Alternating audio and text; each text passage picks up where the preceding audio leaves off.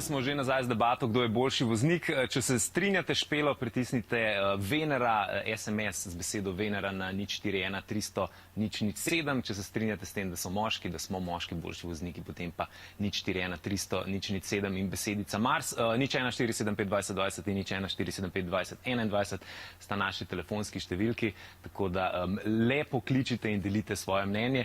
Z nami Špela, ko smo se prej pogovarjali o tem, da moški več vozimo kot ženske, no, neka raziskava, sicer ameriška, je rekla oziroma kaže, da ameriški moški vozijo 63% časa, ostalo pa ženske. Tako da... Zato, ker se tako radi rinete pred volan, ne? To pa se. Če se ne skočiti vmes, se ravno ameriška družba pa je primer tega, kot smo prej govorili, da ženske opravijo večino prevozov družinskih. Tako da ta raziskava res je... Od kje jo je David snel?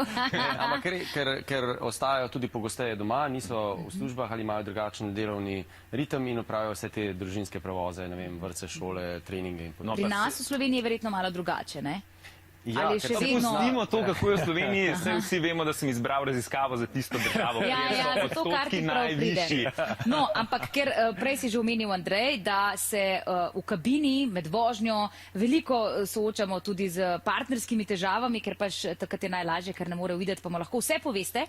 Zato vabimo v našo družbo tudi Ano Matijevič, psihoterapevtko. Dobrodošli. Pozdravljeni, dobro jutro. Dobro jutro. Da boste malo več povedali o tem, ali je res, da se v avtu med vožnjo v kabini krešajo ta partnerska čustva, da se tam vzbudijo vsa taka tudi negativna čustva, ki lahko posledično vplivajo tudi na našo koncentracijo, zbranost in način vožnje. Samo Špela, bom jaz skočil to, dragi gledalci in gledalke, zdaj Špela tako nastavila vprašanje, da je bolj vprašanje, kdo bolj pametuje med vožnjo. Tukaj pa ne glasovati za Venera na 041 300 007, ampak je vedno, se veste, še vedno je vprašanje, kdo je boljši.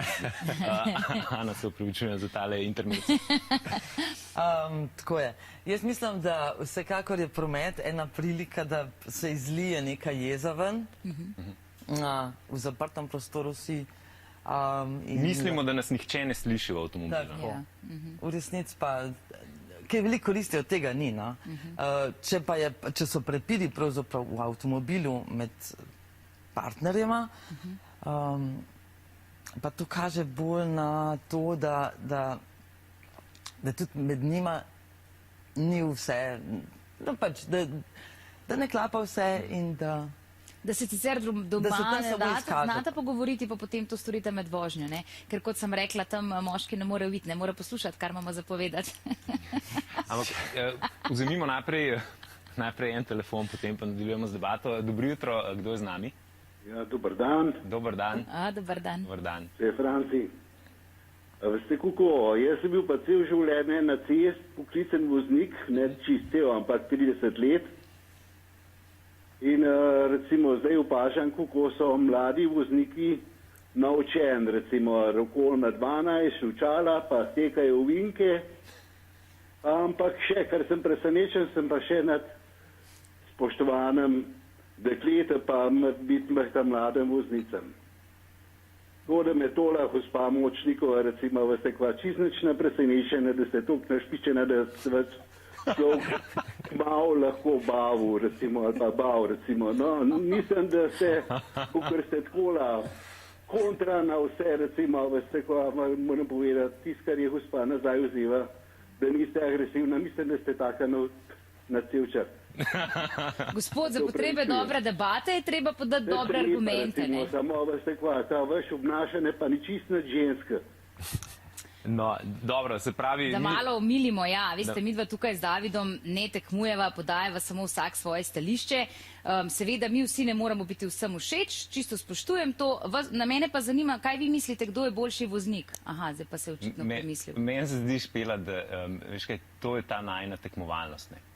Da potem gledalci včasih ne vejo, a to on res... Res misli ali ne? Res pomisli ali je sam rekel. Zavedete nas. Ampak ja, moram tudi pohvaliti Špelo, da tako kot vse ženske je odlična igralka. Zdaj pa gremo nazaj. Dobre debate. Zdaj slišim vse punce iz režije, kako se pritožujejo. Bom jaz plačal kavo. Ampak je tako, da je avto lahko poligon za neke spore? za reševanje nekih sporov, kar pa, kot smo omenili, Andrej, v kabini za varno vožnjo to zagotovo ni dobro. Ne? Ja, to je edini čas, ki ga preživimo. To je edini čas, ki ga v bistvu v moderni družbi preživimo skupaj. Ne? To je zelo pomemben čas, ki ga sem prepričan, različne stroke tudi že obravnavajo, ker v tem stiski časovni, ki jo imamo tudi med partnerskim odnosom, je avto postal nekakšno tako vozlišče nekih odnosov, ki sicer pogosto, zdaj se tudi govori o tem, kako bi to lahko bil kakovosten čas za preživanje z družino, kjer se z otroci lahko na poti, ki so zelo pogoste, in v vseh tistih kolonah marsikaj recimo pogovoriš na drugačen način. Ampak bi rekel, ker je zdaj ravno ta napetost nastala, da uporabim ta val, ta napetost, pa med pari, to pa zelo dobro poznam, ker smo delali tudi različne, ne ravno pomoči, ampak srečevali smo se s tem, kako še posebej moški komentirajo vožnjo svojih partnerk do te mere, da partnerka kasneje nima več volje, da bi vozila, in to je velik problem, ker recimo tam, kjer zaradi tega ali drugačnega razloga pač pride do tega, da začne voziti samo še moški, začne izgubljati stik z vožnjo in s tem samozavest in potem samo še teže začneš voziti in tega pa ni tako malo. In da bi moški vendarle v vožnji znali zadržati svoja mnenja in ne komentirati, mislim, da to bi bilo pa nujno, kar bi morali narediti. Zelo veliko moških je takih. Ana, to je verjetno tudi neka podloga za fobije tudi, ki nastajajo, strah pred vožnjo. Ja, jaz se ukvarjam z psihoanalizo in pri psihoanalizi gledamo nezavedno. Se pravi, nezavedno, ki vpliva na našo zavest in naše delovanje, naše občutenje in vse. In v psihoanalizi recimo vožnja kot taka je tako simbolizira neko življenjsko, samostojno življenjsko pot, neko neodvisnost, hkrati pa tudi odgovornost. Zato tudi mladi imajo večkrat težavo narediti vozniški izpit, ker je to pomeni neka separacijo, simbolno. In zdaj seveda iz tega stereotipa, da so včasih moški bili vozniki in ženske sopotnice, v tem tradicionalnem svetu so moški skrbeli za zunanje stvari, ženske so skrbele noter za celico, za družino, za hišo. Se to zdaj, pravzaprav ta stereotip se izginja, zato ker smo ženske ravno tako samostojne in zato tudi samostojno vozimo. Zdaj pa seveda iz tega stereotipa izhajajo tudi ta nasprotja med tem, da moški želijo imeti glavno besedo, oziroma njihova domena je zunanji svet pravzaprav in ženske tukaj dohajamo. Ja, težko je recimo, če prideš v službo, pa te žena pripelje. A res? Je malo narodno, ego trpi. Poglej, ego zelo trpi. Poglejmo, kakšni so rezultati. 2% smo padli, fantje, bolj se bo treba potruditi. Sem rekla, da smo ženske preudarnejše in boljše vozlice. In bolj našpičene. Ena pauza in smo nazaj.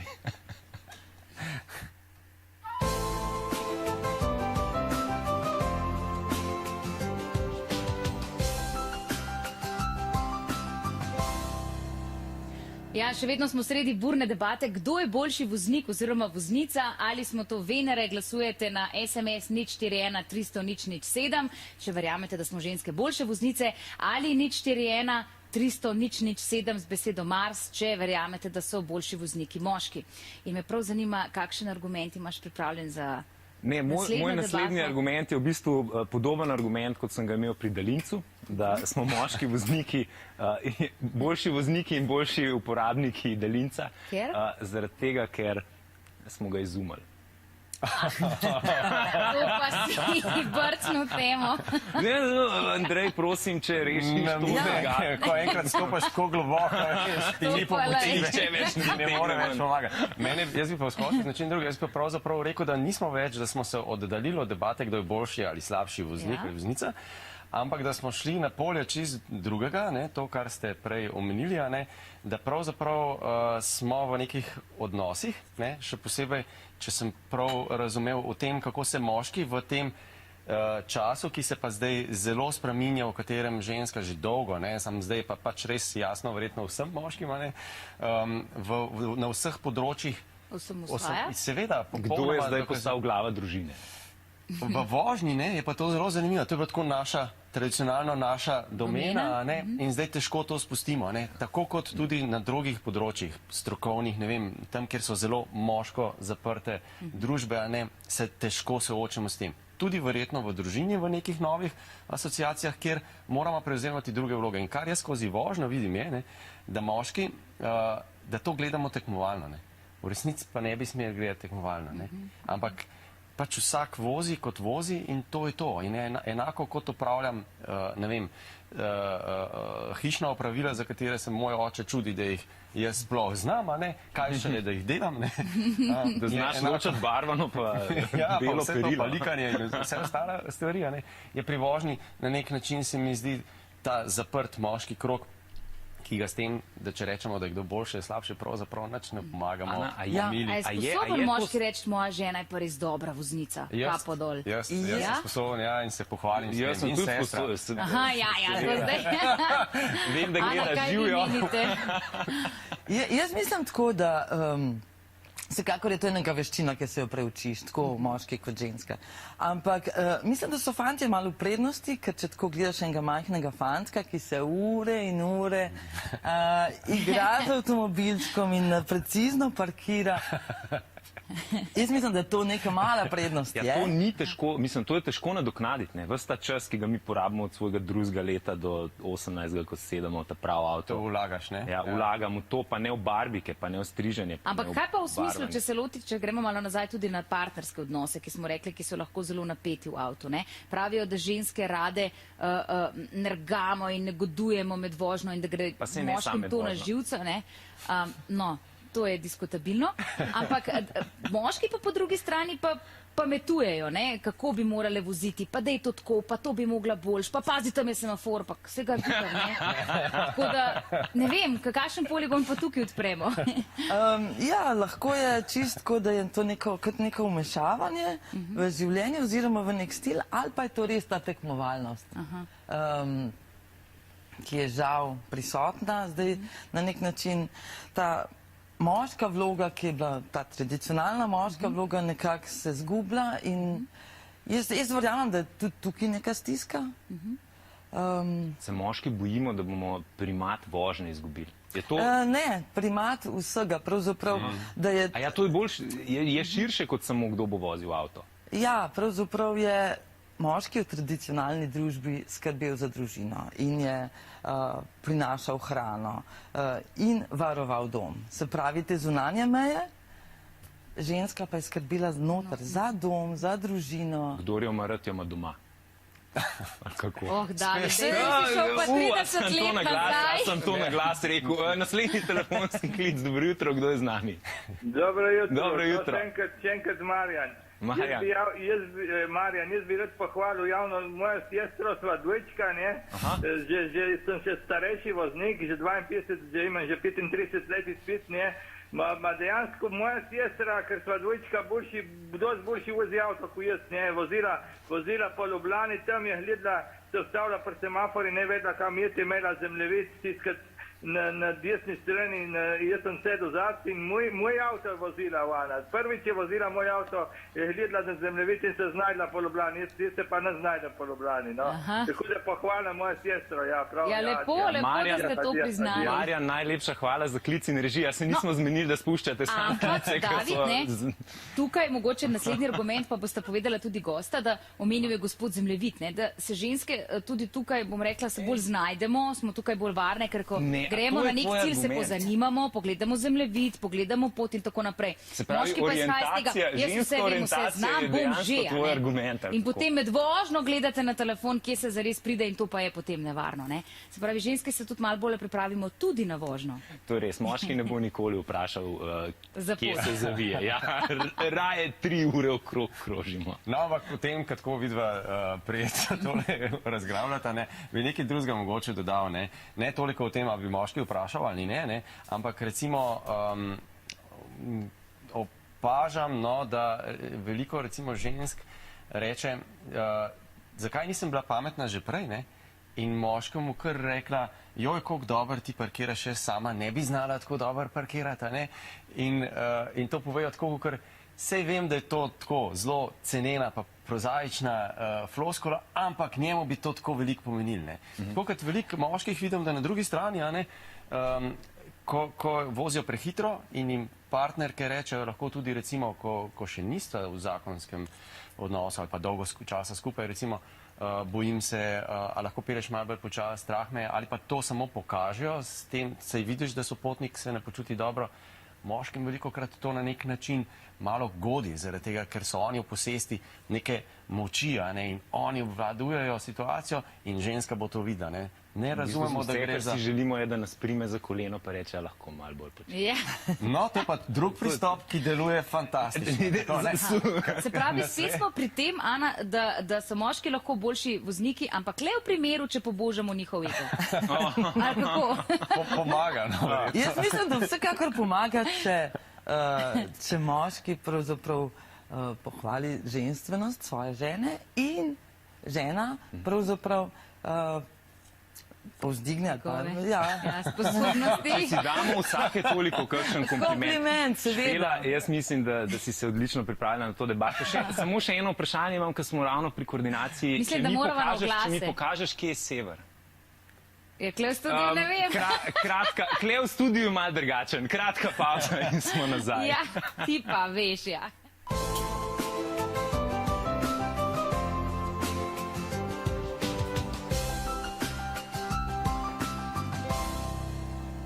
Ja, preden gremo na končne rezultate, samo še kratka zaključna misel, Ana, dajmo malo širše o tej debati moški, ženske, vozniki, voznice. Tukaj lahko si pomagamo na nek način. Seveda. Mislim, če pogledamo, da je vožnja tako kot eno življenje, potem pravzaprav niti nima...